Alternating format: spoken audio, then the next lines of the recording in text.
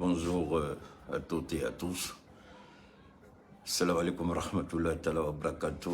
Mikasa Sukasa. Aujourd'hui, c'est le vendredi 22 juillet 2022. J'étais, faut le dire, je ne me sentais pas à mesure de sortir aujourd'hui, dans l'intention de me reposer un tout petit peu parce qu'un peu fatigué. Et j'ai été réveillé par de nombreux appels dès que l'attaque a commencé au niveau de la ville garnison de Kati. J'ai été interpellé par des messages, des appels. Je voudrais d'abord m'excuser auprès de tous ceux, de toutes celles qui m'ont appelé, puis je n'ai pas pu décrocher.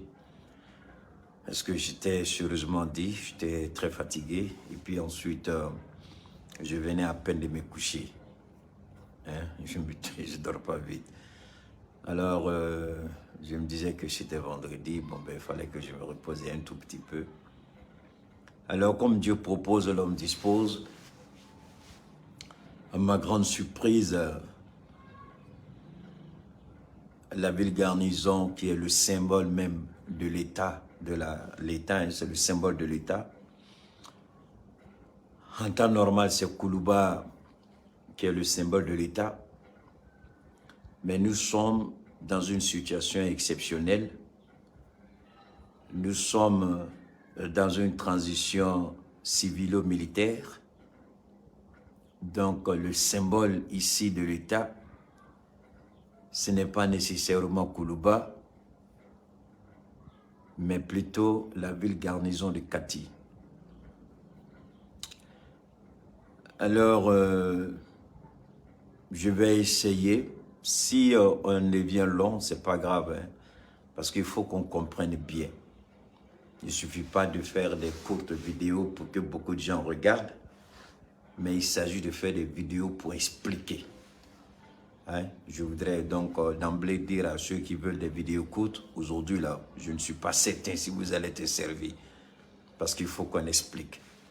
Le plus important, c'est que les gens comprennent que de faire des petites vidéos pour que je puisse avoir 200, 300 000 personnes qui regardent à 24 heures, alors que je peux le faire en 1 heure, 1 heure 10 ou 15. Peut-être c'est 5 000 personnes qui vont regarder. Bon, ben, ce sera les 5 000 personnes que Dieu aura choisi de regarder et d'écouter. Hein? On va aller au détail. J'ai pris d'abord le temps de regarder aussi l'intervention des uns et des autres sur ce qui s'est passé à Kati. Non, c'est Kita, non? Kita, pardon? Kati ou Kita? Il ne faut pas que je me trompe. Hein. Les deux villes, là, chaque fois, je me trompe.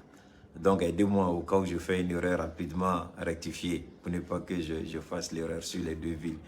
Hein, Kati et Kita. Donc, je mélange souvent. Alors, pour ne pas mélanger, je vais dire souvent la ville garnison. Comme ça, vous allez comprendre.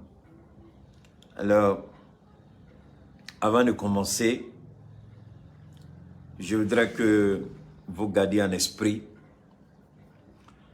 l'intervention du commandant de la force Barkhane, la conférence de presse qu'il a donnée. Ce n'est pas une conférence de presse. Kati, merci beaucoup Adama, Samake, merci. Je disais que le commandant de la force Barkhane n'est pas étranger à ce qui s'est passé aujourd'hui. Hier et aujourd'hui, il n'est pas étranger. Ne vous en faites pas, vous allez comprendre.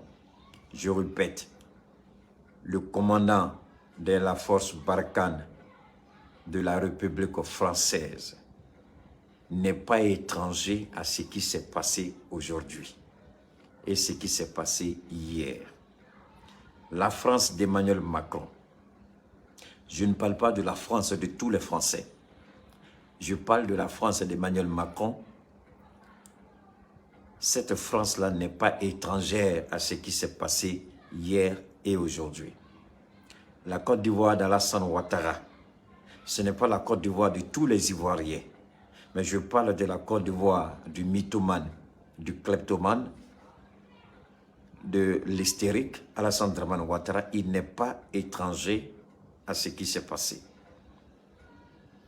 Je serais même tenté de dire que Bazoum non plus n'est étranger à ce qui s'est passé. Il y a longtemps, on était en train de dénoncer. Les gens ont tendance, par moments, à croire qu'on exagère un peu. Et j'ai apprécié l'analyse d'un journaliste. Je ne suis pas de ceux qui croient que c'est une attaque terroriste. Une simple attaque terroriste. Ce n'est pas une simple attaque terroriste. On a présenté la situation comme étant une attaque terroriste.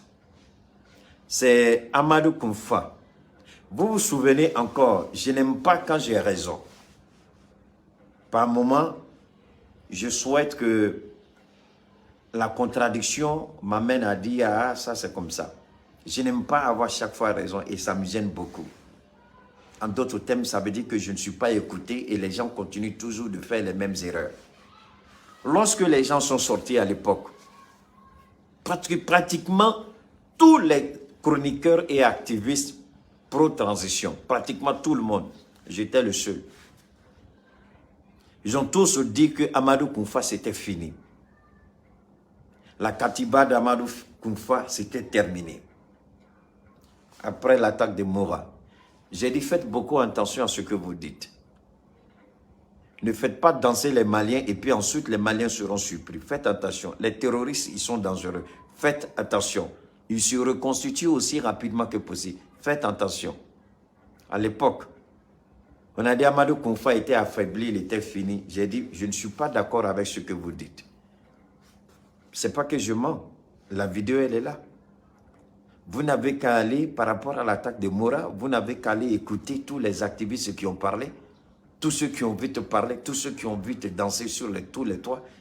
J'ai été le seul à dire, attention, mettons bas la terre, n'allons pas trop vite en besoin. J'étais le seul. Et aujourd'hui, prenez le communiqué de l'état-major par rapport aux 3 attaques d'hier.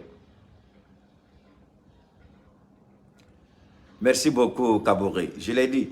Allez prendre les... Ils ont dit quoi? C'est Amadou Koumfa. C'est pas ça? Aujourd'hui, c'est qui? C'est Amadou Koumfa. Ça, c'est une certitude absolue. Mais je vais vous aider à mieux comprendre.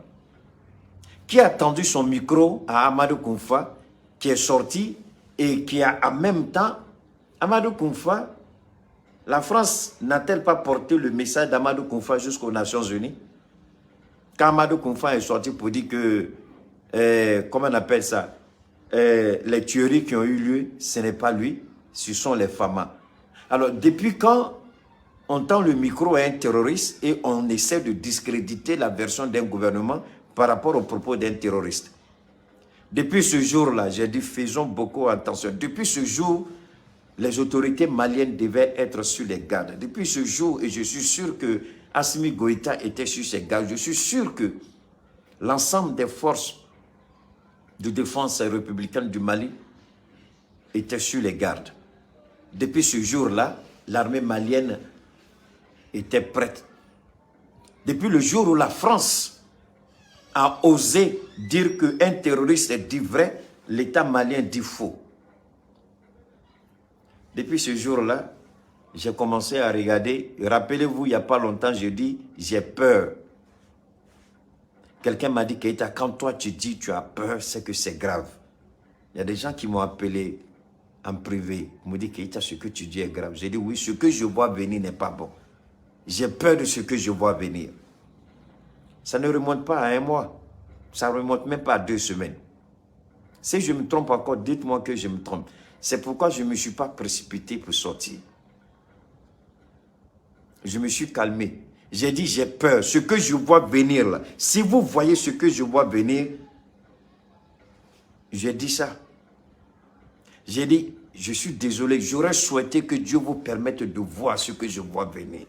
J'ai dit, je suis assis sur un trou là. Si je me lève là, même un pays entier peut tomber dedans. Souvent, les gens croient que je me vante, mais je ne me vante pas. J'ai dit, ce que je vois venir, j'ai peur. Il y a des gens qui m'ont appelé dans mon... Quand j'ai fini mon direct, il y a plein qui m'ont appelé, qui m'ont dit, mais Keïta, tu es en train de nous effrayer. J'ai dit, ce que je vois venir à Magne. Ce que je vois venir, ce n'est pas joli. Voilà une preuve qui est là. Souvent, j'ai l'habitude, comme j'ai mon cousin au Sénégal, un cousin que j'avais perdu de vue, grâce à ma grande soeur, je l'ai retrouvé. Il dit, Keïta, Kouz, vous savez ce que les Sénégalais retiennent de moi? Quand je dis toujours, il dit, les moutons se promènent ensemble, ils n'ont pas le même prix. C'est ça que les Sénégalais retiennent de moi. Parce qu'ils font passer plein de mes trucs sur les chaînes de radio, dans des groupes WhatsApp, les groupes de discussion, tout ça. Je ne savais pas. C'est mon cousin, c'est ma grande soeur qui m'a dit ça. Il dit, waouh, ça fait plaisir. Ils disent, Kouz, tu as vraiment raison. Les moutons se promènent ensemble, ils n'ont pas le même prix. On est beaucoup sur les réseaux. Mais Dieu n'a pas fait grâce à tout le monde. Pour moi, ce n'est pas une raison de me vanter, non. Mais c'est de regarder moi qui suis-je pour que Dieu me fasse un tel don. Pour que Dieu m'accorde un tel crédit. Parce que vous voyez les choses venir de loin et vous avez peur. Mais je vais vous dire avec certitude, je ne sais pas si je pourrais parler aujourd'hui, j'ai tellement envie de parler. Je ne sais pas si je pourrais, mais je vais essayer. Je ne veux pas être trop long, mais si je suis long, je suis désolé. Merci Bouba Grec, merci beaucoup. Ah, tu es de Dakar, merci beaucoup. Vous savez, mon jeune frère, une fois de plus, Chris Yapi. Je voudrais rendre un vraiment hommage à Chris Yapi. Je voudrais dire merci à Chris Yapi qui a averti les autorités maliennes de ce que les choses vont reprendre. Mais on ne croyait pas que les choses allaient arriver avec une telle rapidité, avec une telle précipitation, jusque frapper le cœur du pouvoir. C'est un message fort. Frapper le cœur du pouvoir, c'est-à-dire la ville garnison. Frapper le cœur du pouvoir, c'est un message qu'on veut envoyer. Mais en même temps, est-ce que la France est étrangère? Elle n'est pas étrangère. La France est bel et bien au courant. Est-ce qu'Alassane Ouattara est étranger? Il n'est pas étranger. Il est bel et bien au courant. On me dira, est-ce que tu as la preuve de ce que je dis? Pour celui qui connaît l'attitude et le comportement d'Alassane Dramane Ouattara, pour celui qui sait qui il est, rancunier, de par sa nature, il est rancunier. Il est rempli de haine, de méchanceté. Pour celui qui le connaît, avant la création du RHDP, au moment où il s'entendait encore avec Okona Bédié, j'ai dit à Bédié, j'ai dit, monsieur Bédié, vous vous trompez. Et Bédié et Gbagbo viennent encore de se mettre le doigt dans l'œil sans se rendre compte. Henri Konan Bédié et Laurent Gbagbo, ils viennent de commettre encore une gaffe, mais ça les regarde. Moi, je n'ai plus rien à dire dedans. J'ai dit ce que j'avais à dire. S'ils n'ont pas écouté à leur âge et ils continuent de commettre des erreurs, c'est qu'on ne peut plus rien pour eux. Il faut les laisser assumer la responsabilité de leurs faits. J'ai dit, en ce moment, Gbagbo Laurent était détenu à La Haye. J'ai dit aux Ivoiriens, j'ai dit, si vous laissez Alassane Dramane faire ce qu'il a envie de faire, vous restez comme des femmelettes dans vos maisons, assis dans vos salons, en train de boire vos champagnes, votre alcool, à côté de votre belle petite famille. Vous regardez votre télévision dans votre salon climatisé.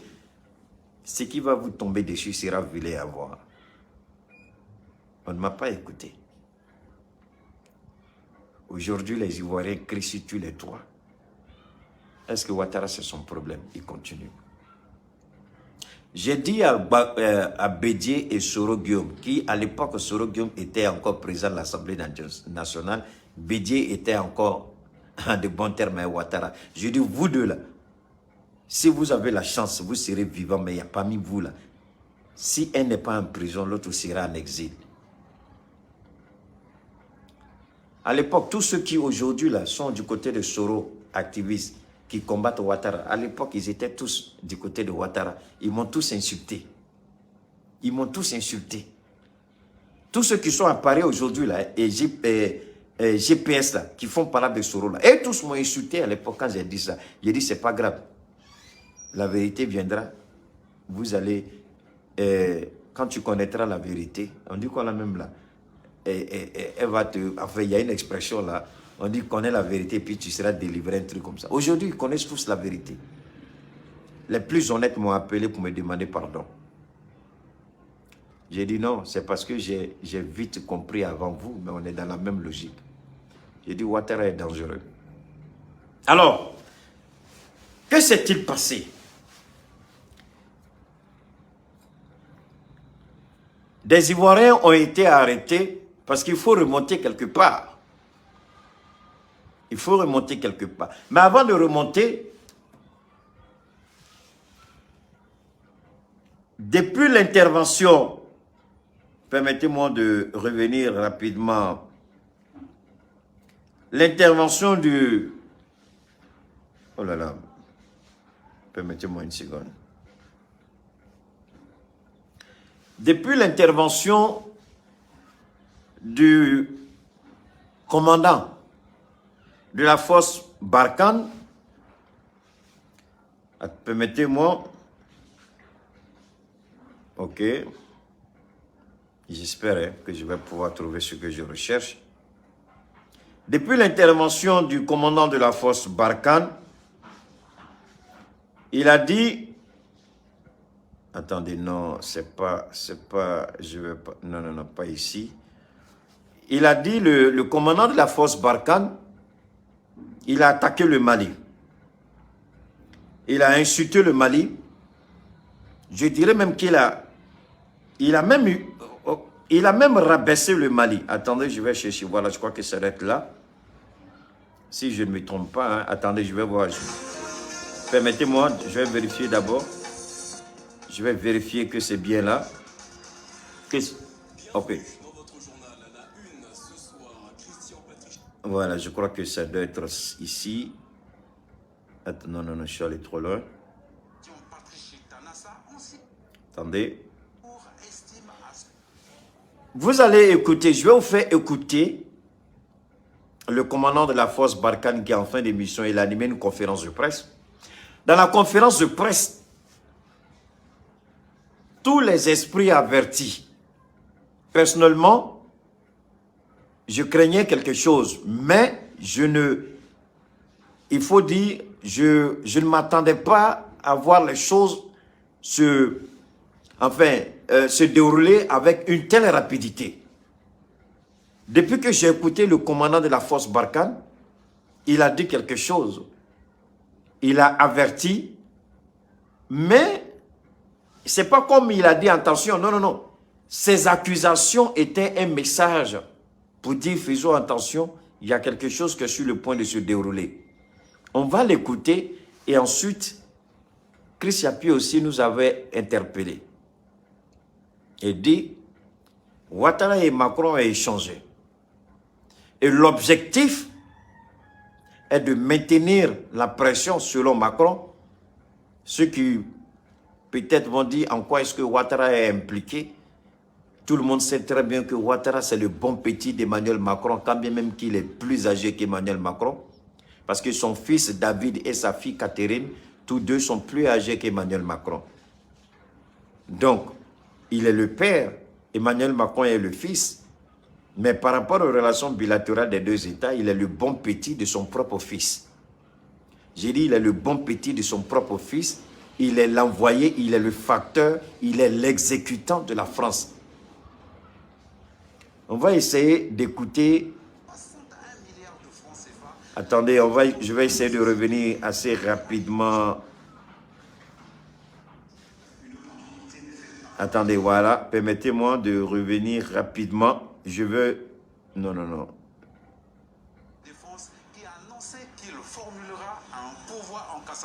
Attendez, ça va finir, on va écouter. Je veux que vous écoutez, on va bien écouter les propos. Voilà. Les propos tenus tout à l'heure par le général Laurent Michon vont probablement faire réagir à Bamako, en visite à Ouagadougou, au Burkina Faso. Le commandant de la force française Barkhane, dont les hommes quittent actuellement le Mali, a directement dénoncé les méthodes des mercenaires russes du groupe Wagner. Écoutez. Une opportunité m'est faite par un question de détailler ce que je vois sur l'arrivée de Wagner. Je dirais trois volets principaux. Il y a un volet d'action de mercenariat, entre guillemets classique, au sens militaire du terme, si vous voulez, même si les mercenaires ne sont pas vraiment des soldats, ils ne sont vraiment pas des soldats. Il y a l'action de prédation économique, donc moi je peux attester, parce qu'on voit des choses. Et puis il y a le volet de la désinformation. Les propos du commandant de la force française. Il parle de prédation économique. Il dit on voit des choses. Il parle de mercenariat. Le monsieur, il a dit, hein, Bamako va réagir. Certainement, Bamako va réagir. Est-ce que Bamako a eu le temps de réagir? Voilà la France. Regardez bien la stratégie. Je vous prie de bien m'écouter, s'il vous plaît. Les longs commentaires, là, arrêtez ça, ça ne va pas nous aider aujourd'hui. Aujourd'hui, on veut tous comprendre. Voilà le commandant de la force Barkhane au Burkina.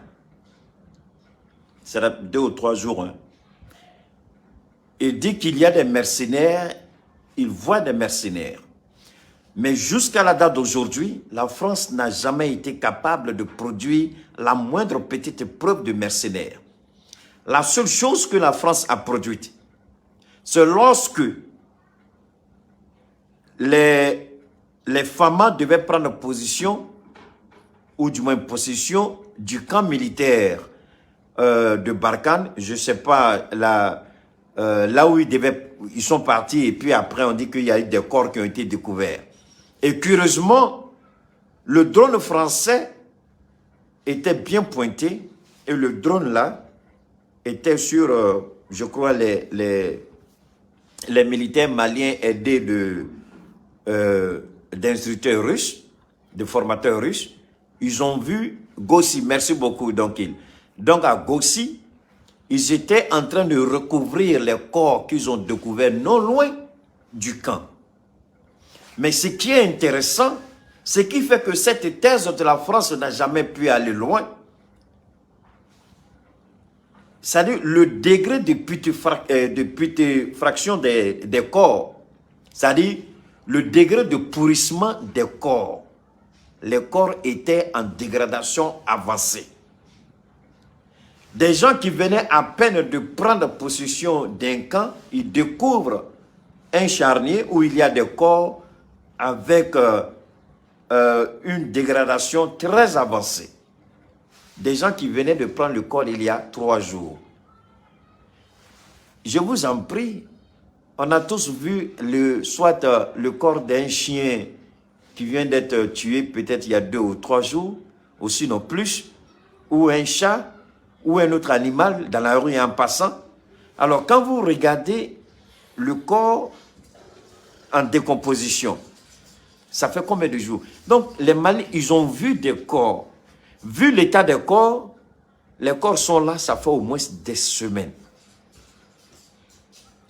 Les corps en décomposition, ça fait au moins des semaines. Donc, ils étaient en train de recouvrir. Et d'ailleurs, le Mali a demandé à la scientifique, je crois à la gendarmerie, de venir procéder à des prélèvements pour pouvoir faire des enquêtes, pour savoir exactement, faire une autopsie, hein, pour savoir exactement quand est-ce que ces gens-là sont morts. Dans quelles conditions ils ont été tués. Mais nous savons que l'arme que les Français utilisent, ce n'est pas la même arme que les Maliens utilisent. Aujourd'hui, l'armée malienne utilise des armes soviétiques, c'est-à-dire des armes russes, qui sont totalement différentes des armes françaises, des armes de fabrication russe et des armes de fabrication française. Donc déjà, les premiers éléments de l'autopsie peuvent permettre, s'ils ont été tués par balle, si les balles n'ont pas été extraites, on peut tout de suite remonter. D'ailleurs, lorsque une balle perfore un corps, on peut tout de suite aussi savoir quel genre de calibre qui a été utilisé. On sait quel genre de calibre l'armée malienne utilise, quel genre de calibre l'armée française. Donc, les Français croient que nous ne sommes pas suffisamment intelligents pour comprendre ces genres de choses. C'est pourquoi nous avons les Russes avec nous. Même si nous n'avons pas la technologie, nous pouvons avoir la formation sans la technologie. Mais les Russes, eux, ils ont la technologie. Tout de suite, ils peuvent faire les études là pour montrer exactement quand les gens ont été tués, quel genre d'arme a été utilisé pour tuer ces gens-là. Alors, la France a voulu coller le meurtre de ces gens-là sur le dos de l'armée malienne et des collaborateurs russes, comme un drone qui est très loin en haut, voit des gens en train de couvrir des corps. Le drone est automatiquement en mesure de dire « Ah, attention, ce sont des mercenaires ». Je ne savais pas qu'il y avait cette capacité au niveau des drones français de regarder quelqu'un et puis de définir l'identité professionnelle de la personne. Le drone regarde et puis le drone dit « Ce sont des mercenaires ». Waouh! On ne savait pas que les Français avaient un tel drone. Ils avaient ce drone-là, mais le Mali a été divisé. Ils avaient ce drone-là. Le jour qu'ils venaient au Mali, le Mali n'avait que mal à la tête. Mais le jour où leur drone prenait ces images-là, c'est tout le corps du Mali qui était malade. Donc, ils ont cette technologie, cette capacité de voir qui est qui, depuis en haut là-bas, mais ils sont incapables d'aider le Mali à se débarrasser des terroristes. Au contraire. Mais dans ses propos, il allait plus loin, parce que j'ai écouté, il allait plus loin. Il dit même que les mercenaires russes et l'armée malienne font du trafic de drogue. Je dis bien, ils font trafic de drogue. Ça, c'est le responsable. C'est pourquoi je vais demander au Premier ministre Choguel Maïga. Je vais demander au ministre Diop qu'il rencontre le président Goïta et de prendre des décisions qui s'imposent. Parce que quand la France s'est rendue compte de la grossièreté, de la bêtise du commandant, parce que ceci, je vais vous dire une chose, les pays occidentaux, pour juste une petite chose, ils peuvent déclencher une guerre dans un pays pour étouffer une situation. Je vous permets de bien comprendre ce qui s'est passé aujourd'hui au Mali, à Bamako. Les deux attaques simultanées. Les gens là étaient en train de préparer, l'OTAN préparait l'Ukraine à vouloir provoquer la Russie pour pousser l'OTAN à intervenir. Mais entre-temps, les États-Unis, même tout récemment, avant-hier, je crois encore, les Russes ont découvert un autre laboratoire. Les Américains avaient des laboratoires clandestins, des laboratoires qui étaient en train de, comment on appelle, développer des armes bactériologiques. Des armes bactériologiques. Les Américains. Même Covid-19, là, on dit c'est quitté chez eux. C'est eux qui ont fait ça. Ils ont la preuve. Ils ont donné la preuve aux Chinois. Les Russes, ils ont fait la traduction du document, ils ont donné aux Chinois. Ils ont demandé des explications aux Américains. Jusqu'à aujourd'hui, les Américains n'ont pas été capables de répondre. Le fils de Joe Biden est impliqué. Alors, les Américains ne veulent pas être humiliés à la face du monde. Écoutez, je vous en prie. Les Américains ne voulons pas être humiliés à la face du monde. Par rapport à ce que les Russes ont découvert en Ukraine, donc qu'est-ce qu'ils font? Il faut soutenir au maximum. Il faut appuyer au maximum. Il faut donner le maximum d'armes possibles à l'Ukraine. Donc, il faut que la guerre continue. Et ce n'est pas moi qui le dis. Avant qu'il ne démissionne, Boris Johnson, il a dit quoi? Il a dit pas question pour l'Ukraine de négocier une sortie de crise. Sachant bien que l'Ukraine ne pourra jamais remporter cette guerre. Sachant bien que la Russie ne sera jamais battue par l'Ukraine. L'Angleterre dit l'Ukraine ne doit pas accepter de négocier la paix. Il faut continuer.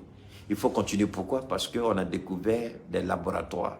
Les Anglais et les Américains sont impliqués.